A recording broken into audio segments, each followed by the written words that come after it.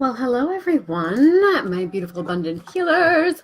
I thought I would pop in here and just do a little mini live stream. I had a moment in my life this morning that I wanted to share because I thought it was really relevant to what we talk about in our group here. I'm just trying to perfect my lighting.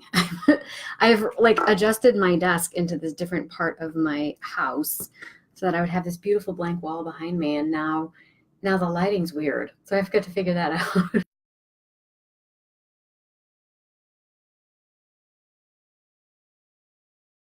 Don't know me and you're just joining the group, my name is Brandon McWilliam. I'm an author, educator, Reiki practitioner, and also happen to be an online entrepreneur.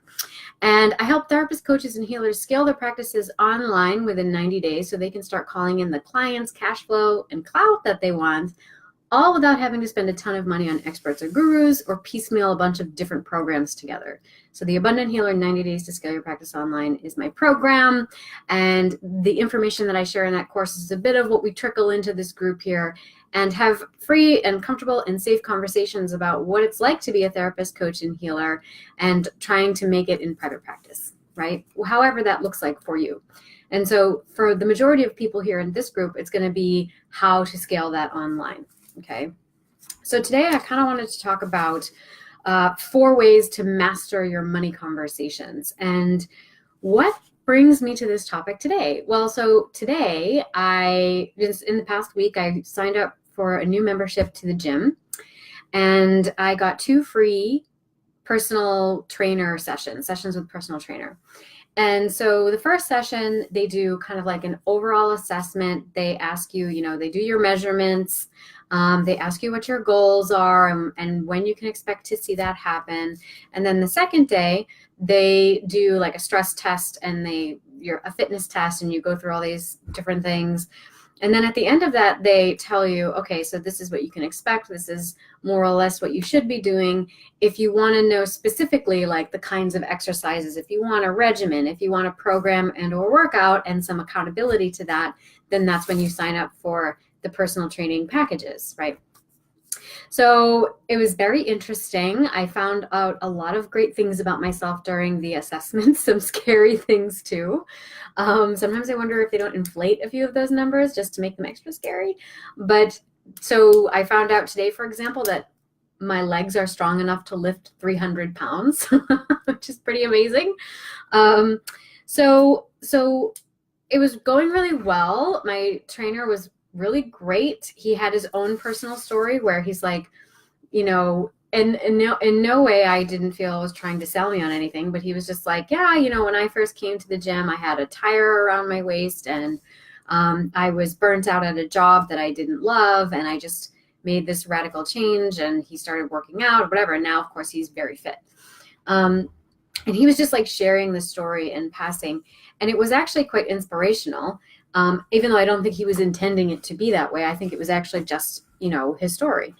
And then it comes down to the final conversation where we've gone through everything. I've fatigued my muscles. I've run on the treadmill for 20 minutes, so now we have a good sense of where my level is at. We have my goals are I want to lose 10 to 15 pounds and just tone up, that kind of thing. And so we get to the money conversation. And he's like, well, yeah, we have this for this amount of money. You could do 60-minute sessions, or you could do 30-minute sessions. But really, you could just do 30-minute sessions. And I bet you could add this on, you could just do your own thing for this amount of time.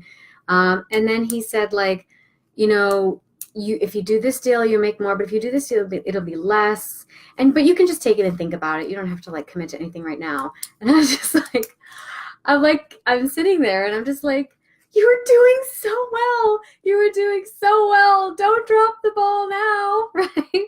I said to him, I was like, slow down. We can have this conversation. I like conversations like this because these are the conversations in which it becomes really crystal clear what it is that you are and are not willing to do for the thing that you think you want or the thing that you say you want, right? So I'm like, it's okay. You can have this conversation. Sell me. I want you to sell me. And I just had to bite my tongue because I was going to sit there and start coaching him on his sales conversation with me. But I was in my mind, I was like, you should have come to the conversation like this. You should have asked me what my big goals are. Give me like, okay, so that's what this video is about. I want to share that with you now. So there's 4 steps here, and going through this process at the gym was a wonderful way to step into that process and then to also see where this person could have done a better job of selling me. So for example, the first thing you want to do is you want to get establish whatever the big picture is for your client. Okay, so whatever your niche is, whether it's health, like personal training, like I just experienced today, whether it is online courses and some in self-help and personal development or coaching, like the things that I sell, if it is some form of education, whatever it is, if you're scaling your practice online, typically it's going to be through some kind of package, right? A 6-session package to shift your feelings of grief, an 8-session package to get in touch with your angels and guides, things like that. So for my courses, I primarily focus on attachment and adult relationships. So I have a 7-week course for healing attachment wounds, right? So you want to think about your services. I think a lot of times therapists, coaches, and healers, they don't think of things in that way. They think of what they do as being organic and flowy and fluid. But the reality is that you learned how to do what you do because someone figured out how to package that thing and teach you how to do it step by step. So by scaling yourself online, you're essentially doing that. You're breaking down what it is that you do into a step-by-step process, and you're helping other people to understand how to integrate that into their lives. Now, whether you're teaching them how to do exactly what you do or you're teaching them how to benefit from what you do, it's a slightly different flavor, but it's essentially the same thing. So when you get a sense of the big picture, you want to ask your client, okay, so they're there, they've booked a consultation call with you, whatever it is, there's something about you that's drawn them in. So you want to find out what that is, right? So what brings you here? Just can you give me a 10,000-foot view of where you are in your life right now? What is your biggest struggle, and how is it that you think what I have to offer might help? What are your goals? Where do you want to do long-term and short-term? What are your goals 5-10 years from now? Okay, and then if, let's say we were to work together, what would be your goals for 3-6 months from now? What's 1 or 2 changes that you would like to see in your everyday life? Small changes that we could actually affect in that amount of time, right? So you want to get the big picture. And then you want to find out how important that is to them. How important is that to you? What other facets of your life would be impacted by making those 1 to 2 little changes? Get very, very concrete about it. And then the second thing is you want to have some kind of assessment tool. Okay, so something that assesses where they're at, so that at the end of that assessment, you can say, okay, so here are your results, and this is where your baseline is, right? And you can think of, with physical fitness, it's nice and cut and dry. Like, I could lift 300 pounds with my legs today, and I should be lifting, I think he said 60% of that for, it was like 3 sets of 10 to 12 reps every time I do a workout or something like that, right? So that's a really nice, succinct way of doing it for someone in the health field, for example. But there are other ways you can do this.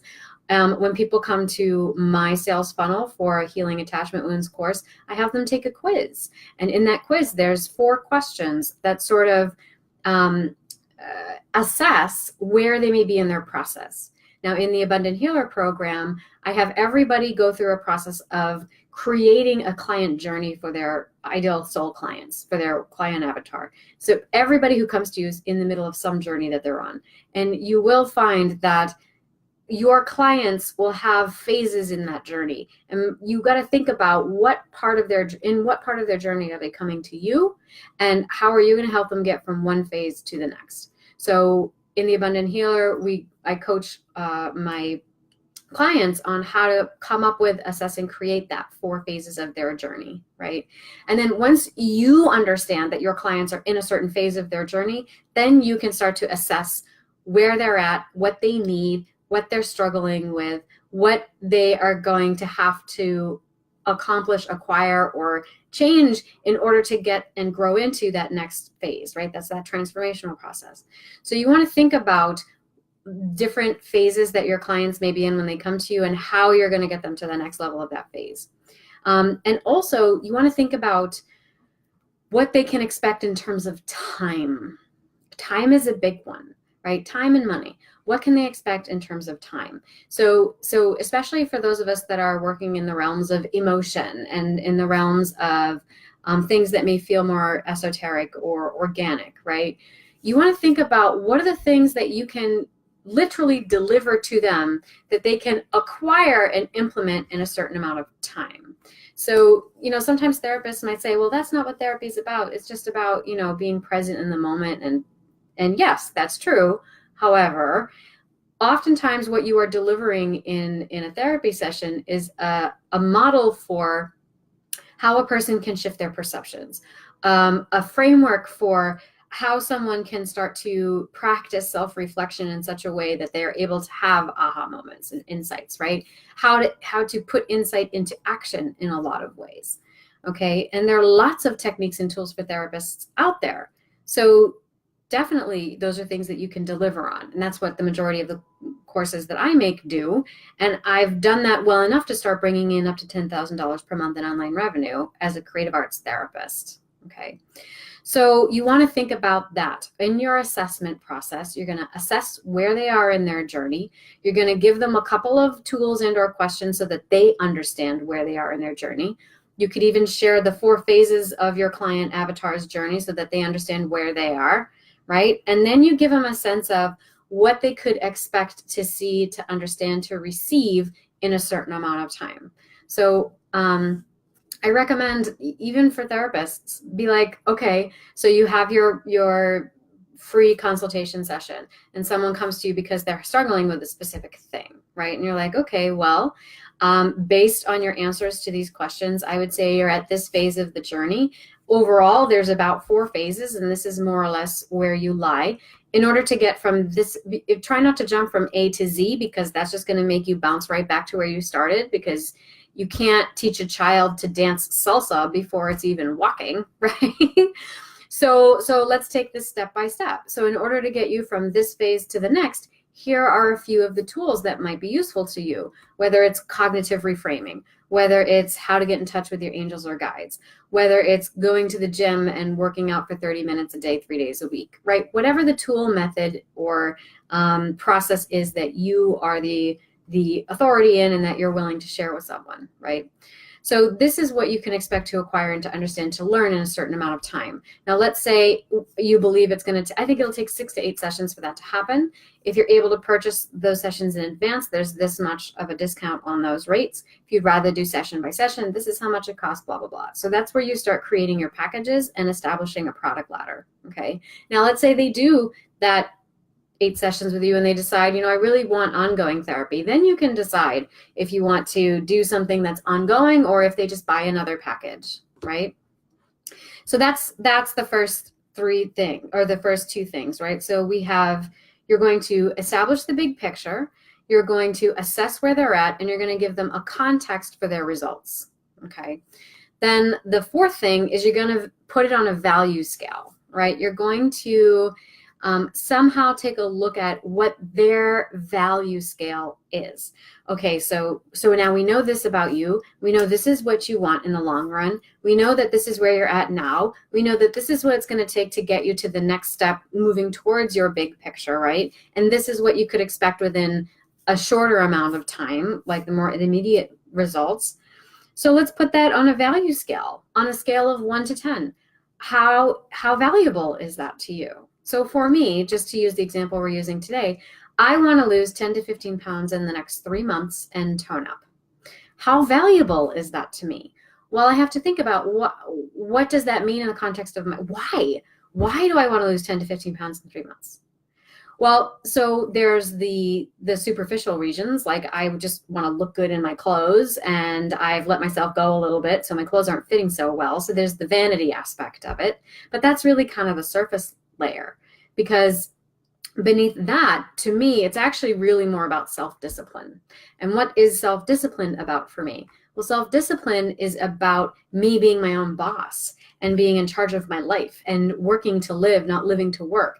And when I've allowed my work to take over my life, then that means I'm lacking in self-discipline. And whenever that happens, I typically let myself go, order lots of takeout, don't eat, don't work out as much, and I'm not in my body. And so that means I have to get back into my body. And for me, practicing self-discipline with my body is actually about being disciplined in my life. And so if I don't prioritize that first, then everything else is going to spiral down. Spiral down. So if I really believe, and I do believe this because I'm a law of attraction person, it's one of the part of the basic tenets and principles of the Abundant Healer program, is that money is an expression of energy, and that in order to call in money, yes, you can put the physical material apparatuses in place, like the things I teach you in my program. But if you are not right with your vibration, if your energy isn't right, then you can open the door, but nothing's going to flow through it. So if I truly believe that, if that's really in alignment with my principles and even my brand mission, then I should be prioritizing this very high. I should be prioritizing this a 10 on a scale of 1 to 10, right? So in that case, investing in myself and in these personal training sessions is actually one of the biggest investments I could be making in my business, right? It's not in my vanity, it's in my business. And so, then I have to think about, well, how much do I value my business? It's not about valuing my vanity, although that's part of it, but it's not the whole, not even the biggest, that's not the biggest part of it, right? Well, my business means my freedom. My business means doing the thing that I love every day. My business means writing my own schedule. My business means being around to go to my son's concerts at school in the middle of the day. My business means that I get to go on vacation when I want to, right? I get to buy the shoes that I like in the window without having to save a month for them. Just like these practical little things. And all of that comes down to the sales conversation I had with a personal trainer this afternoon. And he kind of backed down from it. And I was like, he's lucky he got me, because I was like, oh no, don't back down from this conversation. And I said, this is an important conversation because it's forcing me to look at what I will and won't do for the things I say I want the most, right? And so I said, no, give me the best package you have, because I need to be valuing what I need. And that is often what happens in conversations like this.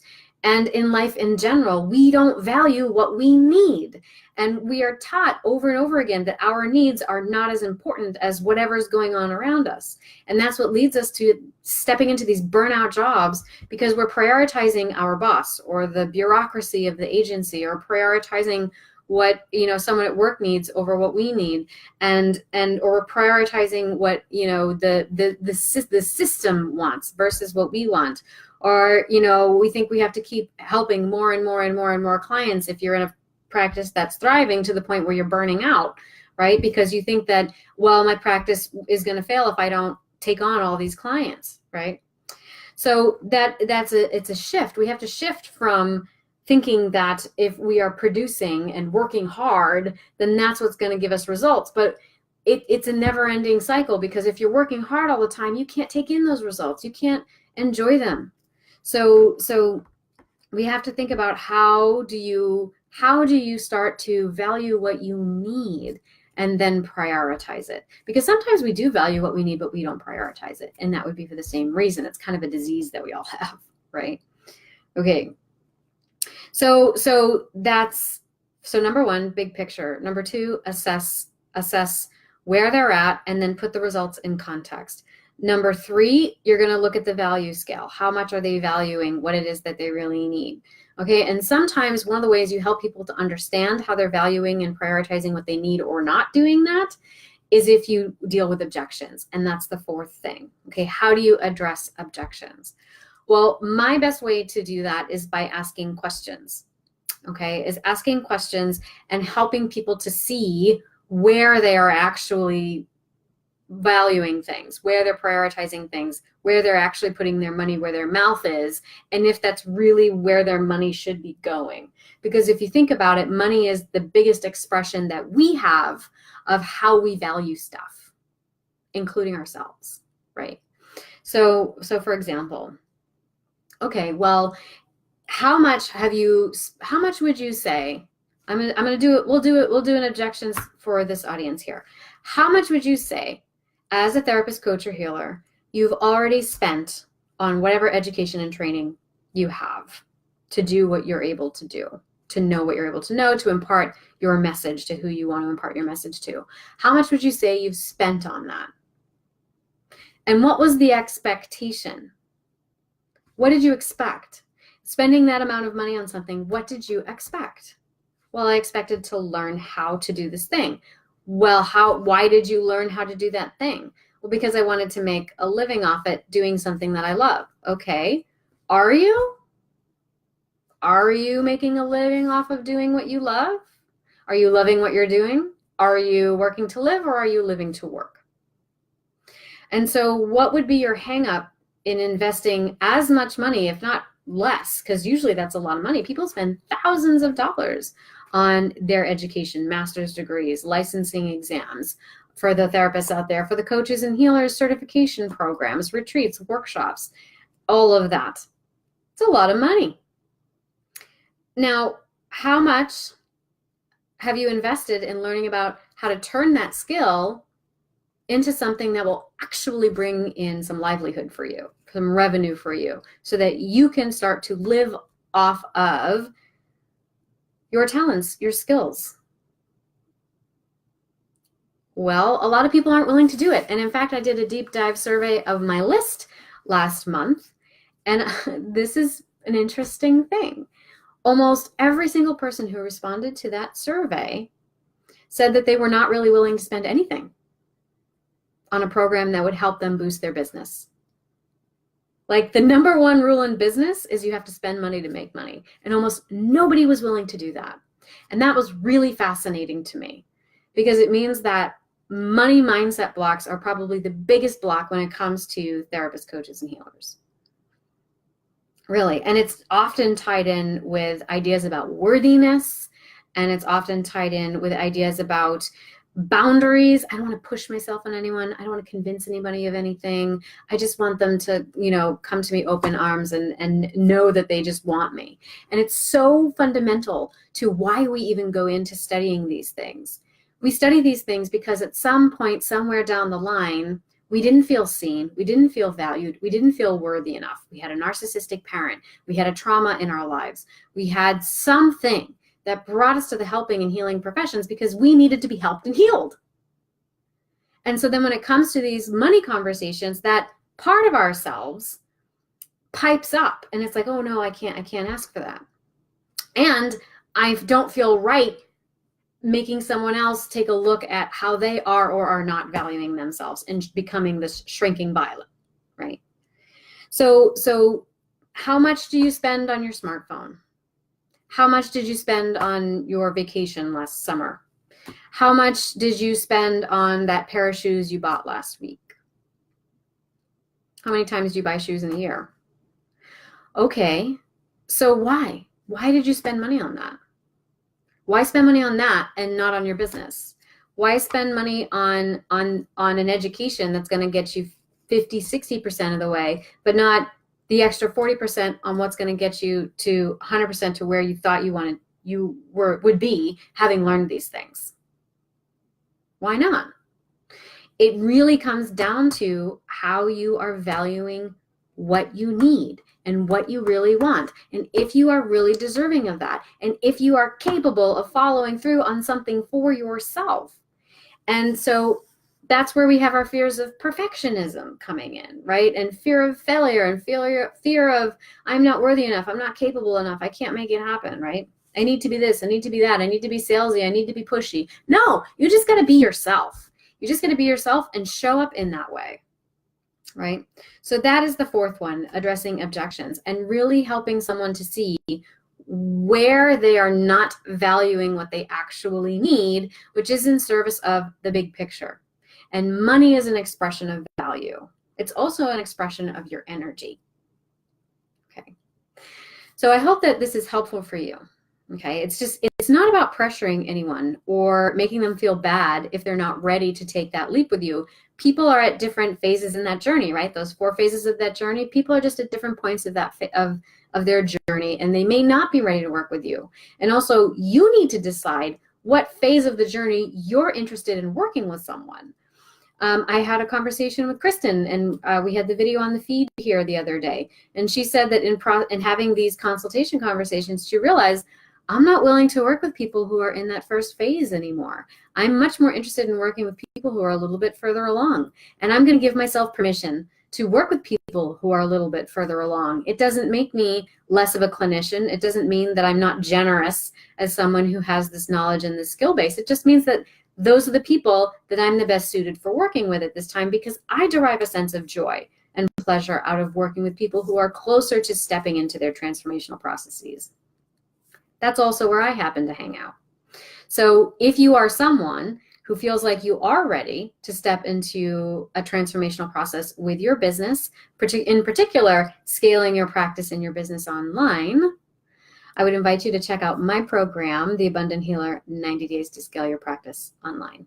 And again, this is for therapists, coaches, and healers who are ready to scale, call in the client's cash flow and clout that they want, all within 90 days, without having to spend a bunch of time, money, and effort on piecemealing a bunch of different programs together or on experts and gurus. And so if you are interested, there's a link to check out the program in the caption of this video.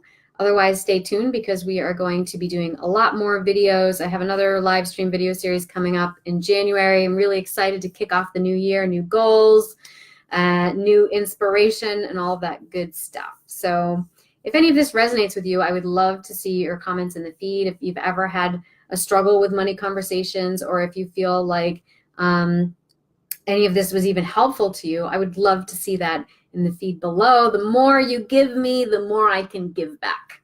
So I hope you enjoyed this video, and I will catch you next time.